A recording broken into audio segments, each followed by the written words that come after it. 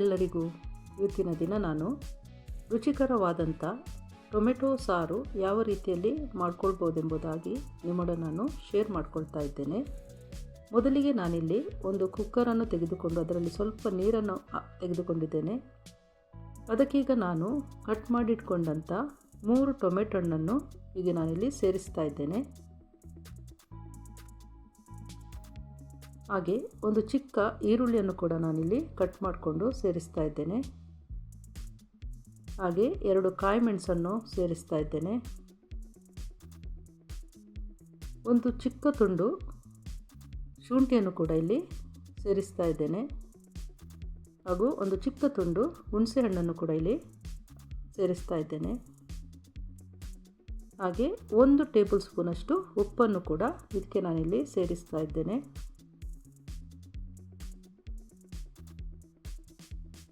ಈಗ ಇದು ನಾವು ಚೆನ್ನಾಗಿ ಬೇಯುವುದಕ್ಕೆ ಬಿಡಬೇಕು. ಅದಕ್ಕಾಗಿ ಕುಕ್ಕರಿನ ಮುಚ್ಚಳವನ್ನು ಮುಚ್ಚಿ 2 ವಿಸಿಲ್ ಬರೋ ತನಕ ಇದನ್ನು ನಾವು ಬೇಯಿಸ್ಕೊಳ್ಬೇಕು. ಈಗ 2 ವಿಸಿಲ್ ಆಗಿದೆ. ಈಗ ಇದರ ಮುಚ್ಚಳವನ್ನು ತೆಗೆದು ಇದರ ನೀರನ್ನು ನಾವು ಸೋಸ್ಕೊಳ್ಬೇಕು.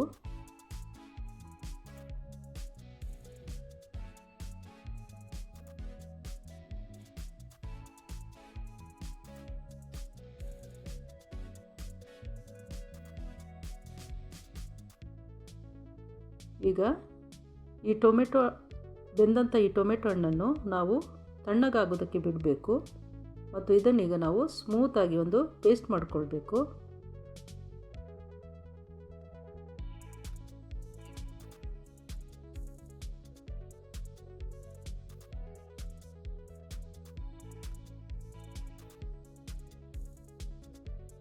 ಇದು ಗ್ರೈಂಡ್ ಮಾಡೋಕ್ಕಿಂತ ಮುಂಚೆ ಇದಕ್ಕೆ ನಾನಿಲ್ಲಿ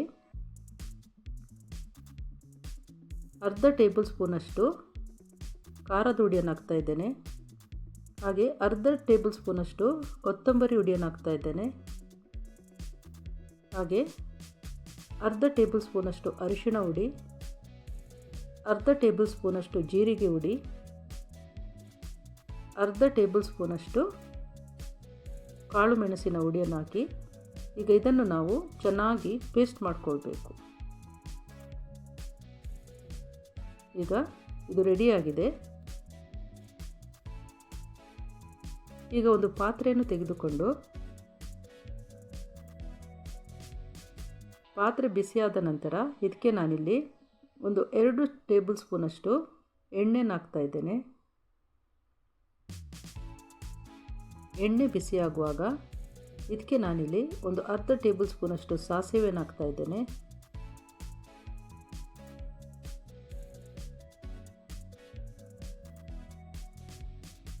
ಹಾಗೆ ಜಜ್ಜಿಟ್ಕೊಂಡಂಥ ಸ್ವಲ್ಪ ಬೆಳ್ಳುಳ್ಳಿಯನ್ನು ಕೂಡ ಇದಕ್ಕೆ ನಾನಿಲ್ಲಿ ಸೇರಿಸ್ತಾ ಇದ್ದೇನೆ. ಹಾಗೆ ಸ್ವಲ್ಪ ಕರಿಬೇವಿನ ಸೊಪ್ಪನ್ನು ಕೂಡ ಇಲ್ಲಿ ಸೇರಿಸ್ತಾ ಇದ್ದೇನೆ.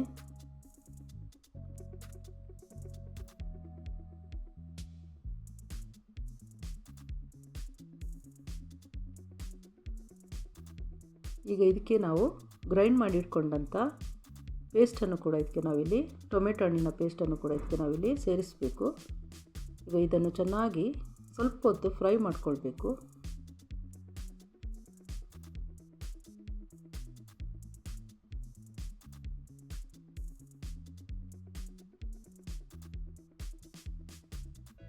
ಈಗ ಇದು ಫ್ರೈ ಆಗಿದ್ದು ಸಾಕು.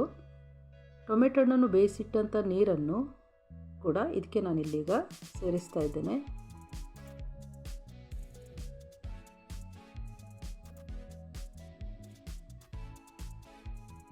ಈ ಸಮಯದಲ್ಲಿ ನಿಮಗೆ ಒಂದು ವೇಳೆ ಉಪ್ಪು ಕಡಿಮೆ ಆಗಿದ್ದರೆ ಇದಕ್ಕೆ ನಾವು ಸೇರಿಸ್ಕೊಳ್ಬೋದು. ಈಗ ಇದು ಚೆನ್ನಾಗಿ ಕುದಿಯುವುದಕ್ಕೆ ಬಿಡುವ. ಈಗ ಇದು ಚೆನ್ನಾಗಿ ಕುದೀತಾ ಇದೆ. ಈಗ ಇದಕ್ಕೆ ನಾನಿಲ್ಲಿ ಸ್ವಲ್ಪ ಕೊತ್ತಂಬರಿ ಸೊಪ್ಪನ್ನು ಕೂಡ ಸೇರಿಸ್ತಾ ಇದ್ದೇನೆ.